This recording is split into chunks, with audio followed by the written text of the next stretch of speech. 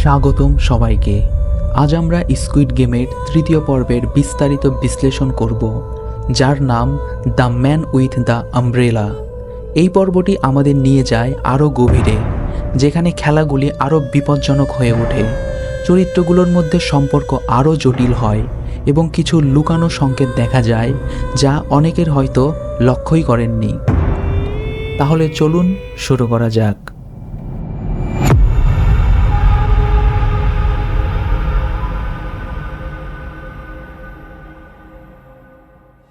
এই পর্বটি শুরু হয় যখন প্রতিযোগীরা সিদ্ধান্ত নেয় ফিরে আসবে কিনা।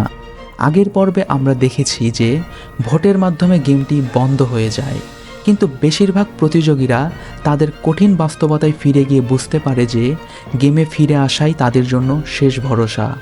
গিহুন, সাংউ, সাইবিওক, আব্দুল এবং প্লেয়ার নাম্বার 1 বয়স্ক লোকটি আবারও ফিরে আসে। কিন্তু এখানেই এক গুরুত্বপূর্ণ চরিত্র আমাদের নজরে আসে, ডিটেকটিভ জুনহো। জুনহো তার নিখোঁজ ভাইয়ের খোঁজে তদন্ত করতে করতে গেমের মধ্যে প্রবেশ করে। সে একটি গার্ডের পোশাক পরে ভেতরে ঢুকে পড়ে, যা পর্বগুলির জন্য একটি বড় মোড় তৈরি করবে। অন্যদিকে প্রতিযোগীদের আরেকটি কঠিন গেমের জন্য প্রস্তুত করা হয়। এই পর্বে প্রথমবারের মতো আমরা দেখি কিভাবে রেড স্যুট পরা গার্ডরা সংগঠিতভাবে কাজ করে। তাদের মধ্যে 3টি স্তর রয়েছে: গোলাকার মুখোশধারীরা সাধারণ কর্মী, ত্রিভুজ মুখোশধারীরা নিরাপত্তার দায়িত্বে, আর বর্গাকার মুখোশধারীরা উচ্চপদস্থ কর্মকর্তা। এই নিয়মের বাইরে কেউ গেলে শাস্তি অনিবার্য, অর্থাৎ মৃত্যু। এরপর আসে মূল চ্যালেঞ্জ, হানিকম্ব চ্যালেঞ্জ। প্রতিযোগীদের বলা হয় 4টি আকৃতি বেছে নিতে: বৃত্ত, ত্রিভুজ, তারকা এবং ছাতা।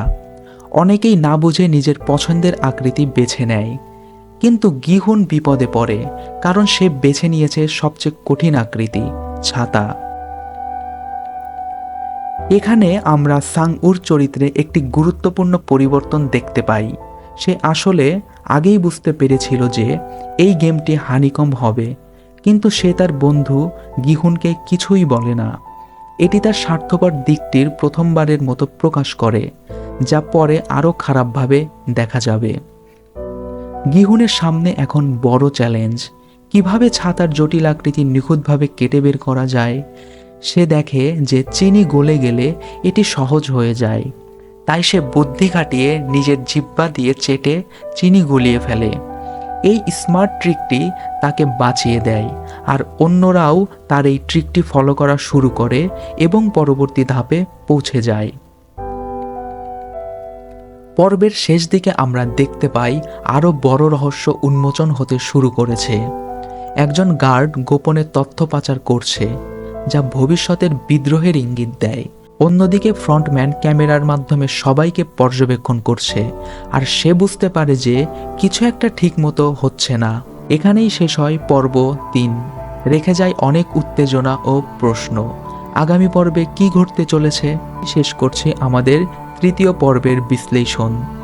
এই পর্বের কোন দৃশ্য আপনাদের সবচেয়ে বেশি অবাক করেছে কমেন্টে জানান।